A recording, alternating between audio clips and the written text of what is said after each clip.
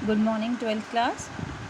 आपका जो नया चैप्टर हमें स्टार्ट करना है वो है अधिशोषण एवं उत्प्रेरण।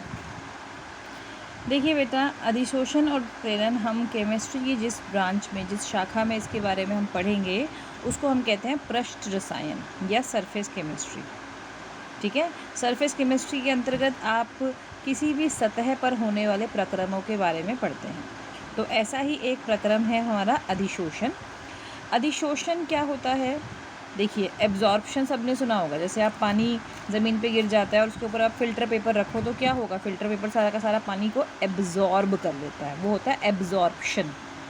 अब अगला प्रोसेस है आपका अधिशोषण या एडसॉर्प्शन। इसमें क्या होता है? जब आपके पास कोई भी ठोस या द्रव की सतह पर पदार्थ के अणुओं को आकर्षित करके ग्रहण करना, उस प्रक्रम को हम कहते हैं अधिशोषण। ठीक है, मतलब पानी जैसे एब्जॉर्ब हो रहा है फ़िल्टर पेपर में तो वो पूरा फ़िल्टर पेपर में अंदर तक जाएगा, लेकिन अगर उसके कण केवल सतह पर ही आकर्षित होकर रह जाएं, अंदर में नहीं पहुँचे, तो उस प्रोसेस को हम कह देंगे अधिशोषण। समझ में आ रही है? कोई भी ठोस अवस्था में आपके पास चीज़ है, वो केवल सतह पर आप चिपक रही है, उसके पास द्रव या गैस कुछ भी हो सकता है, लेकिन उसके पूरे अंदर में नहीं पहुँच रहा है। ठीक, अब जो पदार्थ आपका अधिशोषित हो रहा है और जिसकी सतह पर अधिशोषण हो रहा है, उनके लिए अलग अलग नाम हैं। आपके पास अधिशोषक, अधिशोषक वह पदार्थ है जिसकी सतह पर अधिशोषण हो रहा है। ठीक है, और अधिशोष्य वो पदार्थ है जो अधिशोषित हो रहा है। समझ में आ गया? अधिशोषक और अधिशोष्य, जिसकी सतह पर यह प्रक्रम हुआ वह अधिशोषक, और जो पदार्थ अधिशोषित हुआ है उसे हम कहते हैं अधिशोष्य। नेक्स्ट, अब आपके पास इसके कुछ उदाहरण हैं। जैसे कि आपने महीन चूर्ण के फॉर्म में चारकोल लिया हुआ है तो वो अमोनिया गैस को अधिशोषित कर सकता है। ठीक है, जो आपके पास चारकोल से शर्करा विलयन में अगर आप डालेंगे तो उसका सारा का सारा कलर हट जाता है। जो आपके पास शुगर आती है, जब चीनी जो बनती है प्योर शुगर नहीं होती, उसको वाइट करने के लिए, सफ़ेद करने के लिए हम उसको चारकोल के साथ अधिशोषित करते हैं। ठीक है, ऐसे और भी एग्जाम्पल्स दिए हुए हैं, इनका एक बार रीड कर लीजिएगा। अब नेक्स्ट है इसमें अधिशोषण में यूज़ होने वाली कुछ शब्दावली। पहले है आपका अंतःपृष्ठ। अंतःपृष्ठ क्या होता है? अधिशोषक की वह पृष्ठ जिसमें अधिशोष्य पदार्थ संकेंद्रित होता है। मतलब कि अधिशोषक आपको पीछे बता दिया मैंने क्या होता है, उसका वो सरफेस, वो वाला एरिया जहाँ पर अधिशोषण हो रहा है, मतलब चारों तरफ तो नहीं होगा ना, तो जिस तरफ भी अधिशोषण हो रहा होगा उस सतह को, उस पृष्ठ को हम बोलेंगे अंतःपृष्ठ।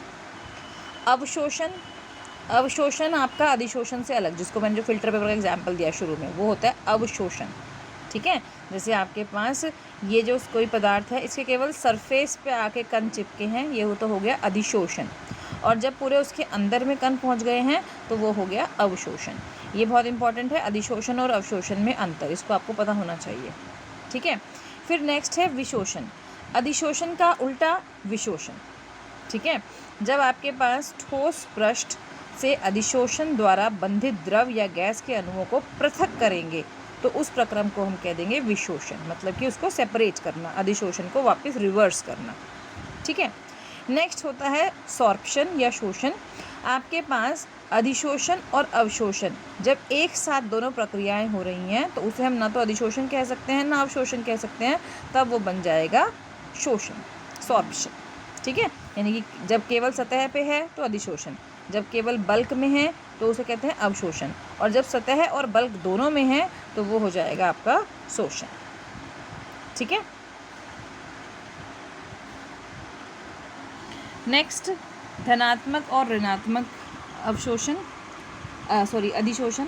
धनात्मक अधिशोषण वो होता है जहाँ पर पृष्ठ पर मात्रा अधिक होती है, और ऋणात्मक अधिशोषण वो होता है जहाँ पर जो उसका पृष्ठ है वहाँ पर उसकी मात्रा कम होती है। ठीक है, तो जब अधिशोष्य पदार्थ की अधिकतम मात्रा का अधिशोषक के पृष्ठ पर अधिशोषण हो जाता है तो उसे हम धनात्मक अधिशोषण कहते हैं, और जब अधिशोष्य पदार्थ की कुल मात्रा बहुत निम्न भाग का अधिशोषक के पृष्ठ पर अधिशोषण होता है तो उसे हम कहते हैं ऋणात्मक अधिशोषण। ठीक है, मतलब आपके पास मात्रा जो सरफेस पे है वो थोड़ी कम है। उसके बाद अधिशोषण की एंथैल्पी। एंथैल्पी आपको पता है क्या होता है, 11th में सीखा हुआ है आपने। तो एंथैल्पी मतलब जब साम्य अधिशोषण प्रोसेस स्टार्ट हुआ, फिर वो साम्य स्थिति पर पहुंच गया। साम्य आने पर किसी निश्चित अधिशोषक के पृष्ठ पर 1 मोल अधिशोष्य को अधिशोषित करने पर उतनी भी ऊष्मा मुक्त हुई है, उसे हम अधिशोषण की एंथैल्पी कहते हैं। ठीक है, नेक्स्ट है सक्रिय केंद्र। सक्रिय केंद्र क्या है? अधिशोषक की सतह पर मुक्त संयोजकताओं की उपस्थित होती हैं और इन संयोजकताओं पर अधिशोष्य अधिशोषित होता है। इन संयोजकताओं का वितरण अधिशोषक के पृष्ठ पर एक समान नहीं होता। खुरदरी सतह, कोने, दरारें, इन पर उनकी संख्या अधिक होती है। तो इन एरियाज को हम कहते हैं सक्रिय केंद्र। ठीक है बेटा।